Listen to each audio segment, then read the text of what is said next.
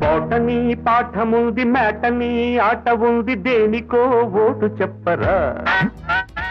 మన తెలుగు సినిమాకి ఒక షేప్ రామారావు నాగేశ్వర శోభన్ బాబు కృష్ణ టైప్ అనుకున్న రోజుల్లో సినిమాకి ఇటువంటి పర్సనాలిటీలు పనికిరాదు, రమణారెడ్డి గారి లాగా ఉండే పర్సనాలిటీ పనికిరాదు అనుకుంటారు కదా. నేను పెరుగుతున్న తరుణంలో కేంద్ర విద్యాలయంలో చదువుకుంటున్నప్పుడు ఎక్కువగా నా ఫ్రెండ్స్ అందరూ హిందీ వాళ్ళు. సో వాళ్ళందరితో సినిమాలు చూడడం మొదలుపెట్టాను. ఆ సినిమాలు చూడడం ఏంటంటే తెలిసి తెలియకుండా నా హీరో, నా గాడ్ ఫాదర్, నా గైడర్ వాస్ అమితాబ్ బచ్చన్ గారు. సో అక్కడ స్టార్ట్ అయింది. కొబ్బరి నీళ్ళ జలకాలాడి కోనసీమ గోకాగట్టి. సో మీరు అనుకుంటున్న పర్సనాలిటీ అమితాబ్ బచ్చన్ లాగా ఉంది. Amitabh Bachchan is super megastar. అక్కడ నేను కూడా తెలుగులోకి వస్తే కొత్త డిఫరెంట్ ఏజ్ వస్తుంది, డిఫరెంట్ టైప్లో నేను కూడా అవుతానేమో అనుకుని వచ్చి ఉంటారు కదా. అంటే ఆ వయసులో వచ్చినాక ఇక్కడ కామెడీకి పరిమితం అయిపోయినప్పుడు మీకు ఎట్లా అనిపించింది? అది నేను ఎప్పుడు కామెడీ లేకపోతే నేనేదో హీరో అయిపోతాను అన్న ఉద్దేశంతో రాలే. ఈ మధ్యలో మా చిల్లిని ఎట్ట పాడేశారు? నేను పడేయలేదు. ఆవిడ పాడేసిందా? ఆవిడ అస్సలు పడేయలేదు. మరి ఇంకేంటిది? ఉన్నట్టు చెప్తా. వారి నాన్నగారు కాలం చేయడంతో తను ఒక్కరితే ఉండిపోయింది, సంబంధాలు చూస్తున్నాడు. అప్పుడు డైరెక్టర్ జంజాల గారు చెప్పారు, సుధాకర్ ఉన్నాడు కదా అని. ఫెలోని ఎప్పుడు పాడేసావయ్యా మా చెల్లెల్ని అని అడిగాను నేను. చిచ్చిచ్చి నేనేం చేయలేదండి, దుర్మార్గుడు అంతా ఆయన చేశారు, జంజాల గారు చేశారు అంటారు. కాదు నిజం చెప్పాను. నిజమేనా? మంచోడేనంట. మంచోడని తెలుసు, నాకు తెలుసు. మంచోడని తెలుసు, అది తెలుసు నాకు. ఎప్పుడో ఇరగదీసేవాళ్ళం. మనకి నేను చేసే రోజులు మన సత్యనారాయణ గారు, రామలింగ గారు, ఆల్ సీనియర్ ఆర్టిస్ట్ అంతా ఇక్కడ కూర్చుని రిహార్సల్ చదివిస్తే ప్రాణం తెచ్చేవారు. సీన్ మనం చదువుకుందాం అనేవారు. ఇప్పుడు సీన్ వాళ్ళు ఎవరూ చదవట్లేదు. అసలు సీనే ఉండట్లేదు స్వామి, మీరేం మాట్లాడుతున్నారు? ఇప్పుడు కొత్తగా వచ్చే వాళ్ళకంటే అప్పుడు రాము ఎట్లా ఉన్నాడు, ఇప్పుడు కొత్త వాళ్ళు అంతే ఉన్నారు. నాకు ఇప్పటికీ చెప్తాను, రాము గారు శివారోజు ఎలా ఉన్నారో దాని వాజ్ నాన్ ఎంటిటీ, అంటే ప్రపంచానికి తెలియకుండా ఉన్నప్పుడు వారు ఎలా ఉన్నారో ఆ కన్విక్షన్ ఇప్పటికీ రాము గారు విత్ సచ్ లెజెండరీ డైరెక్టర్ అని అదే కన్విక్షన్. బాలు గారికి మీకు మంచి అనుబంధం ఉంది కదా మొదటి నుంచి? సార్, మా సార్ వేదం అణువణువున నాదం నా పంచ ప్రాణ. నేను అగైన్ ఈ ప్రపంచాన్ని నేను వదిలి వెళ్ళే వరకు ఆ గిల్ట్ అన్నది నాలోనే ఉంటుంది. దట్ వారి డిమైజ్కి తెలిసి తెలియకుండా నేను ఒక కారు. ఎందుకంటే ఆయన నాకు ఫోన్ చేశారు. నేను అప్పుడు hi sir, nice meeting you. ఎన్ని సంవత్సరాలు అయిపోయింది. కలుద్దాం అంటేనే కొత్తట్లేదు. దానికైతే మస్ట్ థ్యాంక్ ప్రశాంత్ గారు. థ్యాంక్ యూ సో మచ్ అండి. అంటే వీరు నాకు పరిచయం, ఫస్ట్ ఒక నిర్మాతగా పరిచయం, బట్ నెక్స్ట్ బాగా దగ్గరైంది దర్శకులుగా. So my director.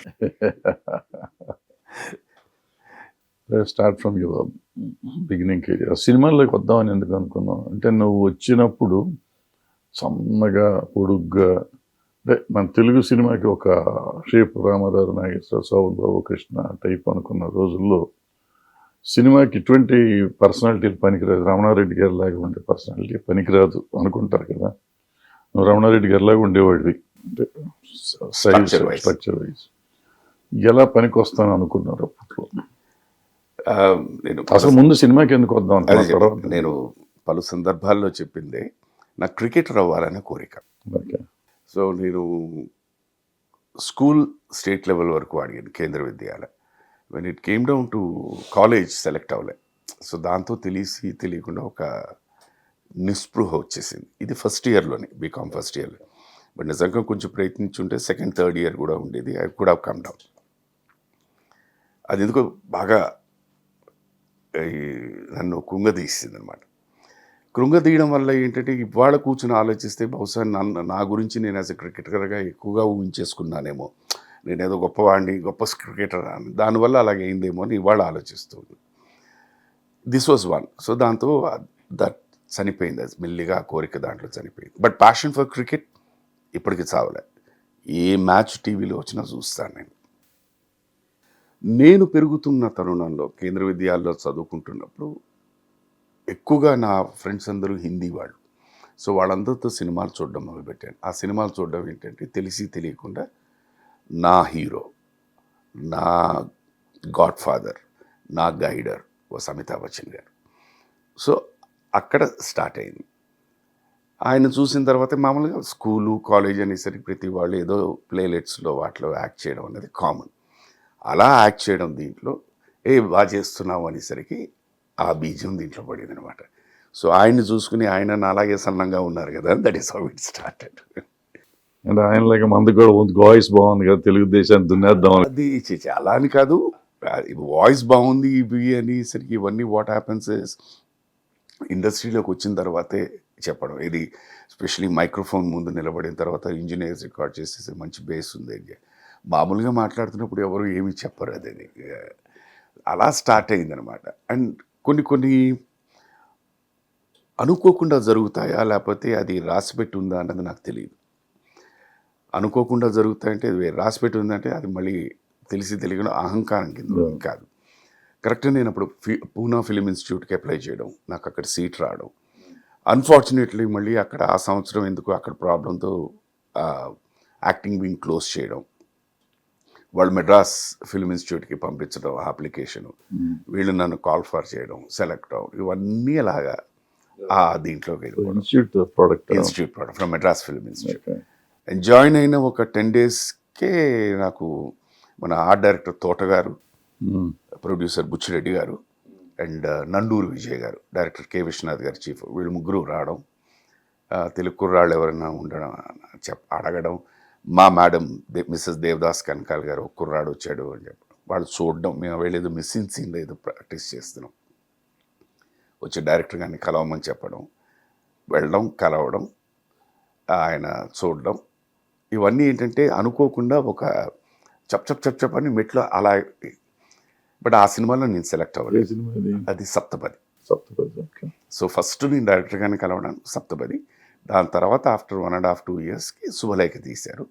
2 yearsకి అయిపోయింది, ఇన్స్టిట్యూట్ అయిపోయింది. I was working at Taj Coromandel, Madras Taj కోర, అంటే చెన్నైలో ఉండాలి అని చెప్పేసి అక్కడికి వారి కౌరు పంపించడం, ఇంకా అక్కడి నుంచి శుభలేఖ ఇటు వచ్చేసింది.